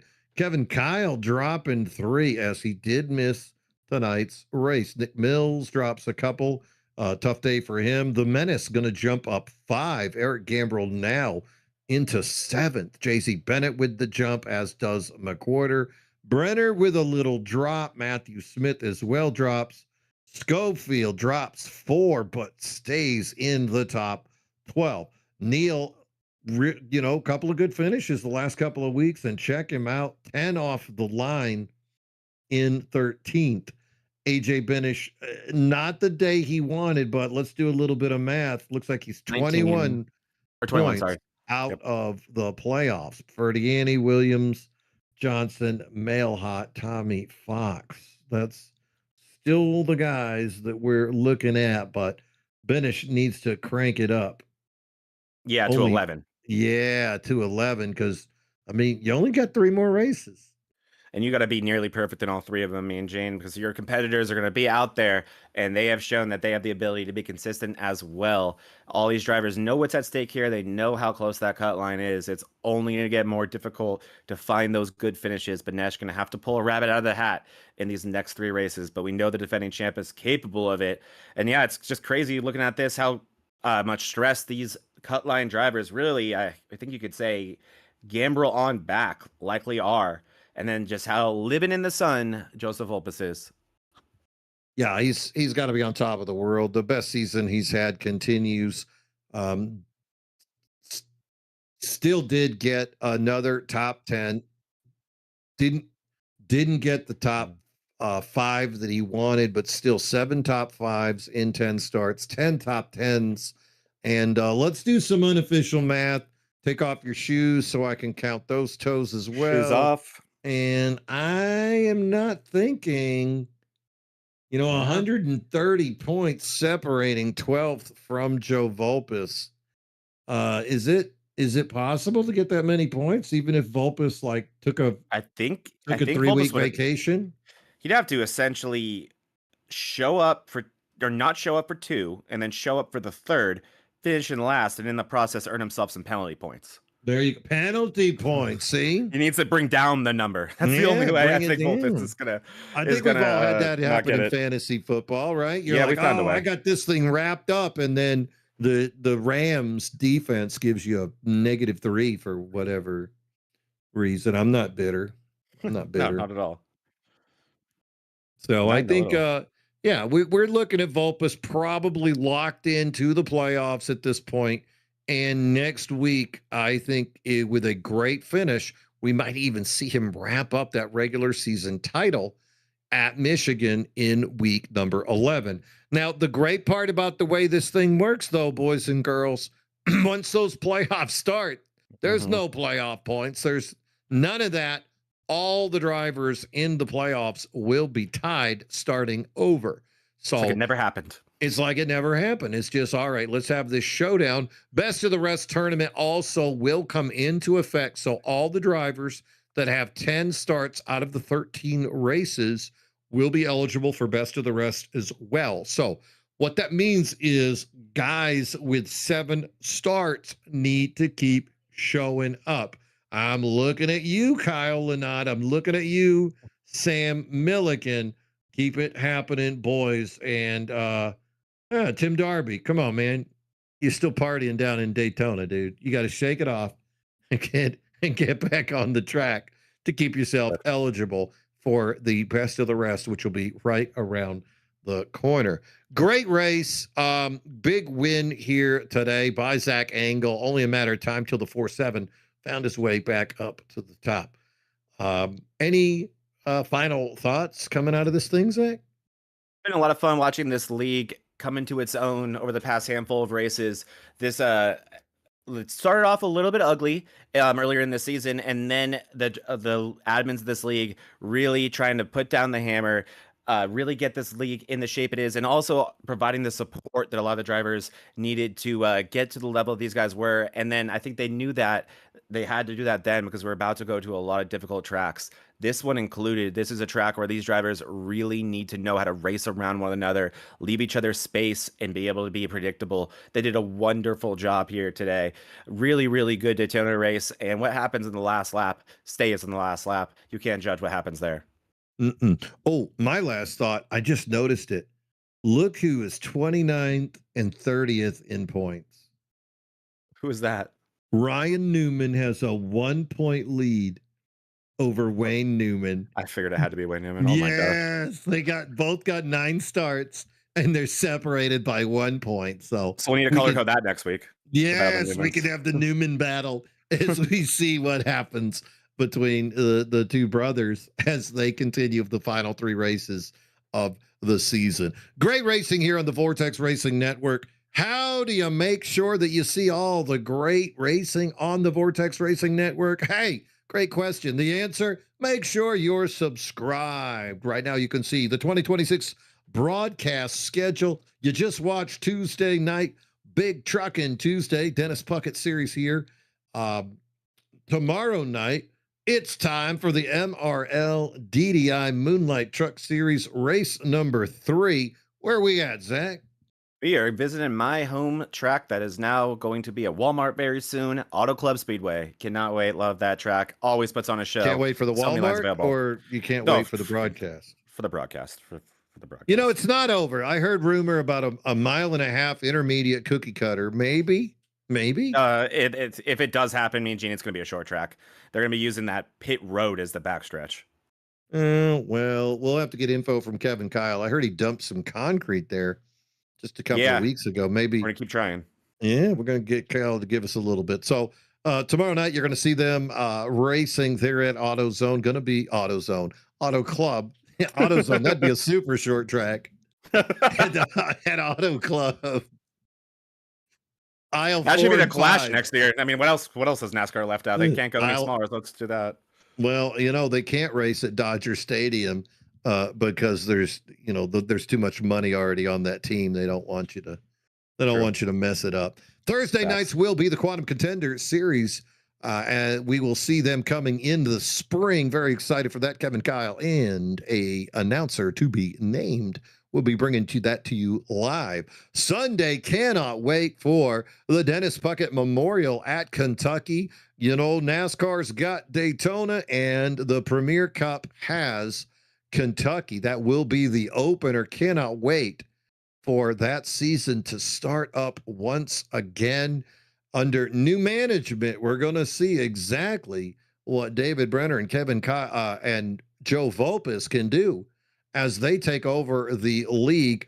Remember that David Brenner was one of the big three when that was run initially. We saw that those three guys who started the league, Dennis and Brenner and Medina, were the three guys trying to form that league up. And now we get to see one of them back in this. Buell, not Medina. Wrong David Buell. So David Buell now has taken over the Bonfire Racing League, and now we see David Brenner come back into it. So the big three, watching that come back to fruition. And then Mondays, double header time. You're going to see DDI ARCA Series. Not too late to join, boys and girls. You want in on this 2,500 iRating week number 2 coming up. And with that drop race, you'll be right in the middle of that chase race.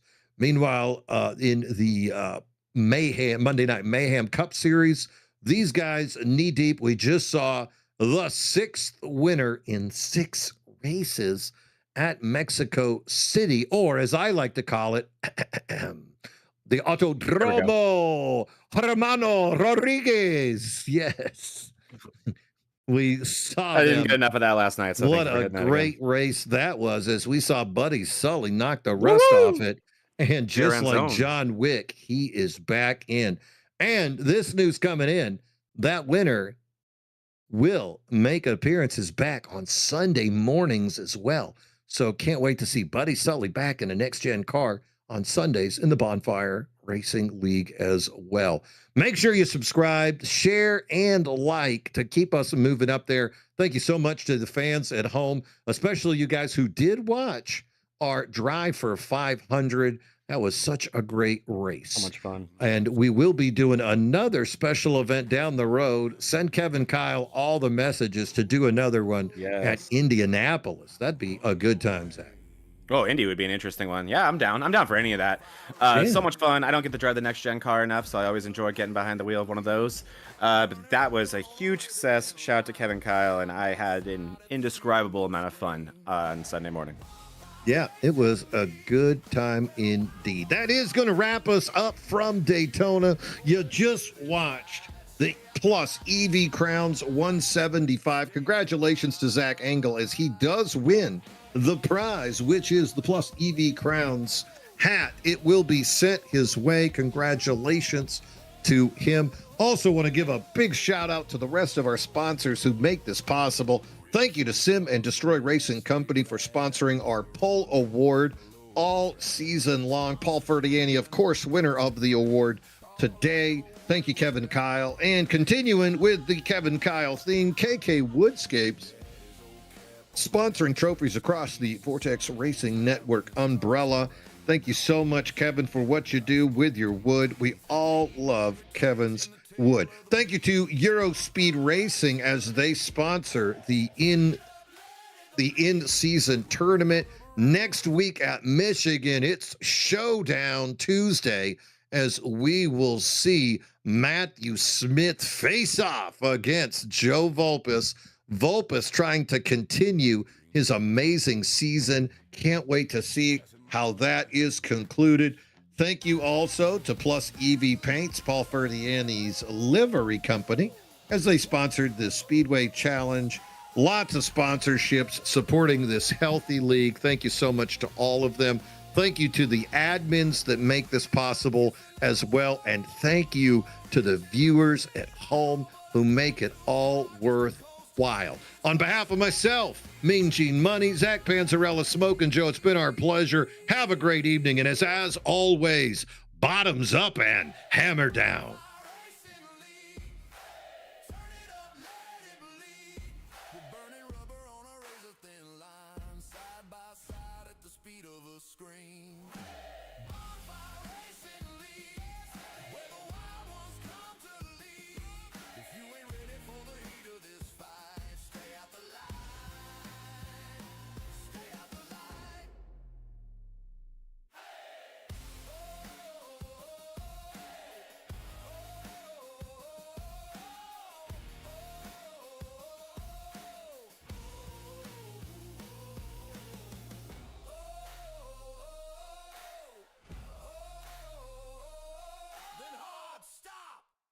Then hard stop.